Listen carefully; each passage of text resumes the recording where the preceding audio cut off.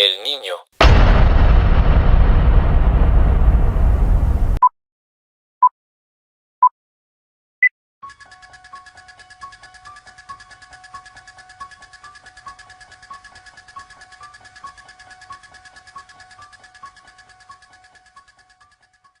Nuestra familia nunca fue muy religiosa que digamos, la verdad, pues no íbamos a misa cada domingo ni nada por el estilo, y esa fecha del Día de Muertos.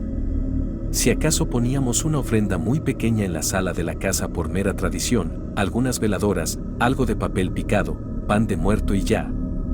Porque hasta ese entonces habíamos tenido la fortuna de no haber perdido algún familiar o amigo cercano, y así fue por muchos años.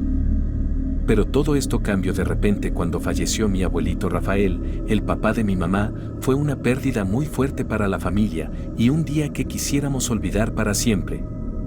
Porque ese mismo día que murió en el hospital a causa de un infarto, nos enteramos ahí mismo en la sala de espera que tenía otra esposa y otros hijos, porque llegaron a verlo. Fue algo que nos impactó mucho al momento.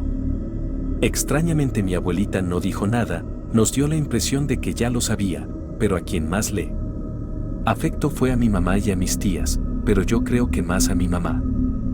Ella era la hija mayor, mi abuelito era su adoración y se desvivía por él, pero ahí no paró el asunto. Estábamos tratando de asimilar su pérdida y que nos había engañado por tanto tiempo. Cuando la otra familia le solicitó al hospital el cuerpo de mi abuelito para llevárselo y velarlo, fue algo muy feo, porque aunque yo era muy pequeña, tendría unos 8 o 9 años.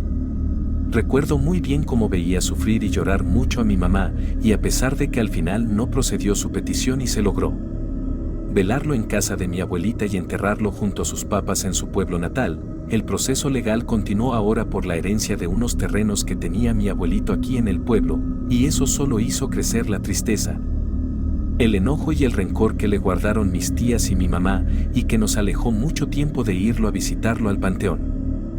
Pasaron 8 años antes de que mi abuelita le telefoneara a mi mamá, pidiéndole de favor que la llevara a ver a mi abuelito al camposanto para el día 1 de noviembre.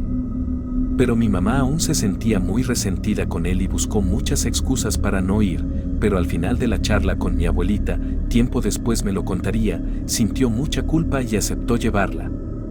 Porque ninguna de mis tías quiso, no querían saber nada de él, pero mi mamá le dijo que solo podría acompañarla el viernes 30. Y porque el 1 de noviembre ya tenía un compromiso con mi papá, apenas colgó me pidió de favor que la acompañara. Yo lo dudé un momento, tenía fiesta ese fin de semana con unos amigos de la preparatoria. Pero al ver su rostro angustiado sabía que necesitaba de alguien que la apoyara con todo esto, entonces le dije que sin problema la acompañaría.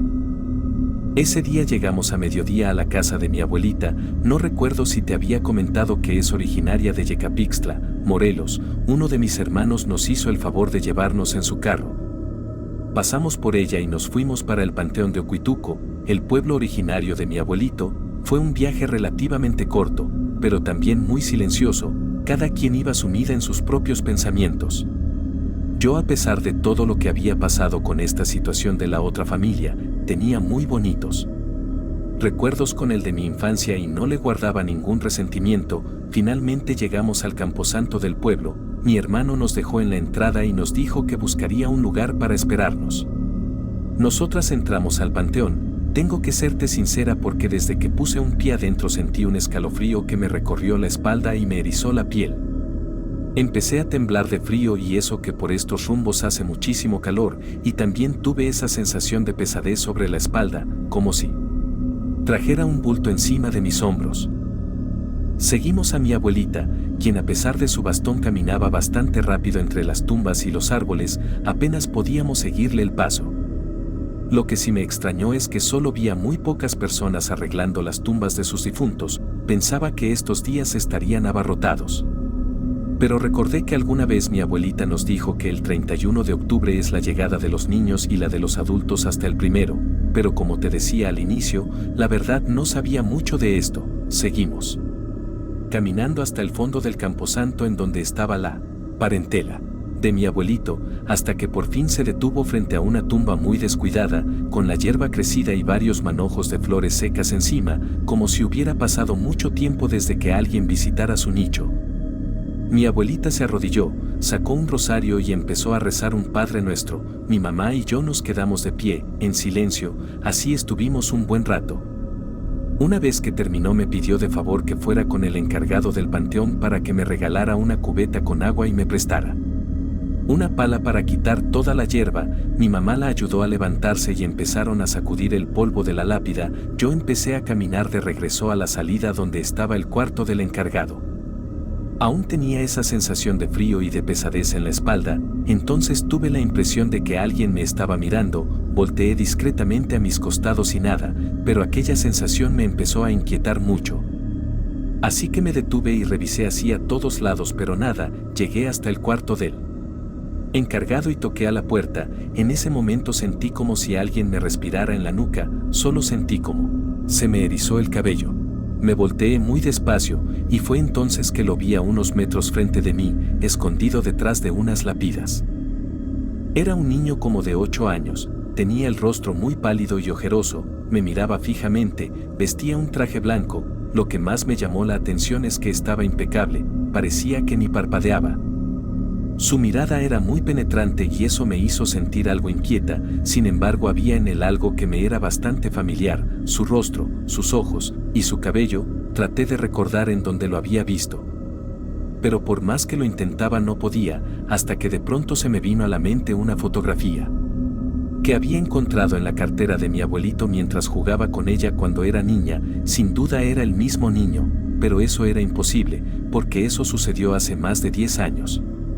Lo siguiente que pasó no sé cómo explicártelo, pareciera que ese niño estuviera escuchando mis pensamientos, porque en ese mismo instante se le formó una sonrisa burlona en su rostro.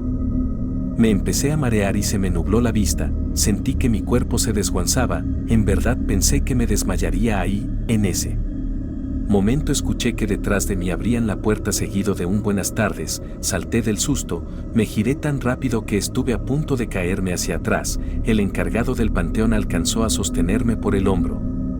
Se me quedó mirando un poco asustado y me preguntó que si estaba bien. Apresurada le dije que me había mareado por el calor, respiré hondo y un poco más repuesta le pedí la cubeta y la pala. Todavía se esperó un momento más, después dio media vuelta y se metió al cuarto por las cosas.